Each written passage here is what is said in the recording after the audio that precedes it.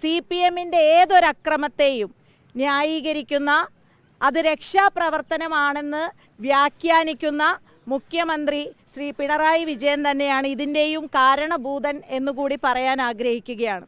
കണ്ണൂരിലെ മാലൂരിൽ 11-ാം വാർഡിൽ അവിടുത്തെ വനിതാ സ്ഥാനാർത്ഥിയായ അമലയെയും ഭർത്താവിനെയും മർദ്ദിച്ച് ആക്രമിക്കുന്ന സാഹചര്യമുണ്ടായി, ബൂത്തിൽ കയറി.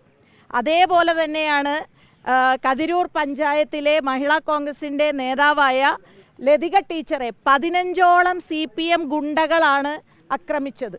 അപ്പോൾ ഇത്തരത്തിലുള്ള കാര്യങ്ങൾ, അവിടെ തന്നെയുള്ള ഒരു ഷബ്ന എന്ന പെൺകുട്ടിയെയും ആക്രമിച്ചു. അവിടുത്തെ ഒരു പള്ളിയിലെ ഉസ്താദിനെ ഭീഷണിപ്പെടുത്തി ഈ കുട്ടിയെ പരാജയപ്പെടുത്താൻ വേണ്ടി സന്ദേശം അയപ്പിച്ചു. ഇത്തരത്തിലുള്ള കാര്യങ്ങളൊക്കെ നടക്കുമ്പോൾ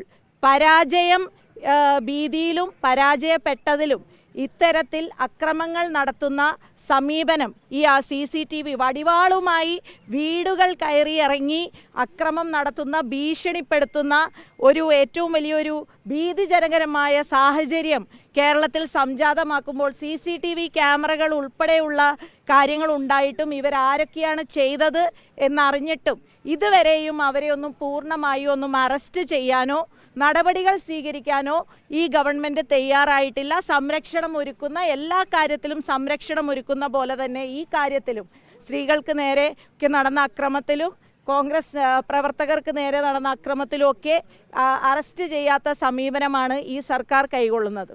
മറ്റൊരു പ്രധാനപ്പെട്ട കാര്യം എന്ന് പറയുന്നത്, ഇത് സ്ത്രീകളോടുള്ള ഒരു യുദ്ധപ്രഖ്യാപനമാണ് CPM നടത്തിയിരിക്കുന്നത്. ഇപ്പോൾ ഈ തെരഞ്ഞെടുപ്പ് ഫലത്തിൽ CPMന്റെ പിണറായി സർക്കാരിൻ്റെ അടിത്തറ ഇളക്കിയതിൽ സ്ത്രീകൾക്ക്, അമ്മമാർക്ക്, വീട്ടമ്മമാർക്ക് ഒക്കെ വലിയ പങ്കുണ്ട്. സ്ത്രീകളുടെ ഒരു രോഷപ്രകടനം തന്നെയായിരുന്നു. പക്ഷേ ഈ രോഷപ്രകടനം ഈ ഒരു തെരഞ്ഞെടുപ്പ് കൊണ്ട് അവസാനിക്കില്ല. സെക്രട്ടേറിയറ്റിൽ നിന്നും പിണറായി വിജയൻ എന്ന മുഖ്യമന്ത്രിയെയും മറ്റ് കൂട്ടരെയും ഒക്കെ പുറത്താക്കുന്നതുവരെ കേരളത്തിലെ അമ്മമാരുടെ കണ്ണുനീരിന് വില കൽപ്പിക്കാത്ത മുഖ്യമന്ത്രി ശ്രീ പിണറായി വിജയനെ താഴെ ഇറക്കുന്നതുവരെ സ്ത്രീകളുടെ ഈ രോഷപ്രകടനം തുടരും എന്നുള്ളത് ഉറപ്പാണ്.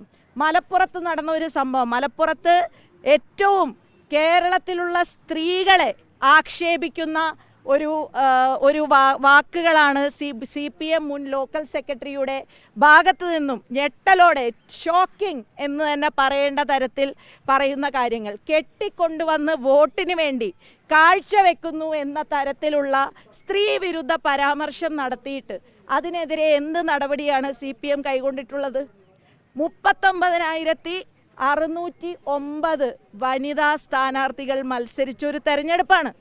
52% വനിതാ സ്ഥാനാർത്ഥികൾ മത്സരിച്ചതാണ്. വോട്ടർ ടേൺ ഔട്ടിൽ 72% പുരുഷ വോട്ടർമാരെങ്കിൽ 74% സ്ത്രീ വോട്ടർമാർ. അങ്ങനെ സ്ത്രീകൾ ലക്ഷക്കണക്കിന്, ഏത് പാർട്ടിയും ആയിക്കോട്ടെ, കോൺഗ്രസ് എന്നോ മഹിളാ കോൺഗ്രസ് എന്നോ വനിതാ ലീഗ് എന്നോ മാത്രമല്ല, എല്ലാ പാർട്ടികളും, CPMന്റെ എല്ലാ പാർട്ടികളുടെയും സ്ത്രീകൾ ഈ തെരഞ്ഞെടുപ്പിൽ വീടുകളിലേക്കൊക്കെ കടന്നു ചെന്ന് തെരഞ്ഞെടുപ്പ് പ്രചരണത്തിൻ്റെ ഭാഗമായവരാണ്. അങ്ങനെയുള്ള സ്ത്രീകളെ ഇത്തരത്തിലുള്ള ആക്ഷേപിക്കുന്ന CPM മുൻ ലോക്കൽ സെക്രട്ടറി സൈദലവി മജീദിനെ, അദ്ദേഹത്തിനെതിരെ ഇതുവരെയും ഒരു നടപടിയും സ്വീകരിച്ചിട്ടില്ല. അദ്ദേഹത്തിനെ പുറത്താക്കണം. സ്ത്രീ വിരുദ്ധ പരാമർശം, സ്ത്രീപീഡന പരാമർശം, ഇതെല്ലാം പൊതുജനം കേട്ട കാര്യമാണ്, പത്രമാധ്യമങ്ങളിൽ വന്ന കാര്യമാണ്.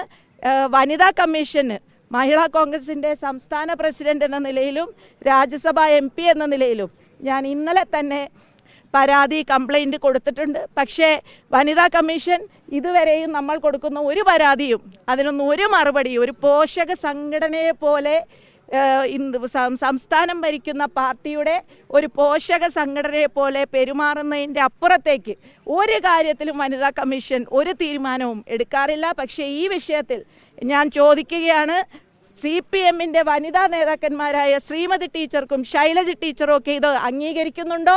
പരസ്യമായി അവർ രംഗത്ത് വന്ന് ഈ സൈദലവി മജീദിനെ പുറത്താക്കാൻ വേണ്ടിയുള്ള കാര്യങ്ങൾ അവരും അതിനായി മുന്നിട്ടിറങ്ങണം എന്നുകൂടി പറയാൻ ഞാൻ ഈ അവസരം വിനിയോഗിക്കുകയാണ്.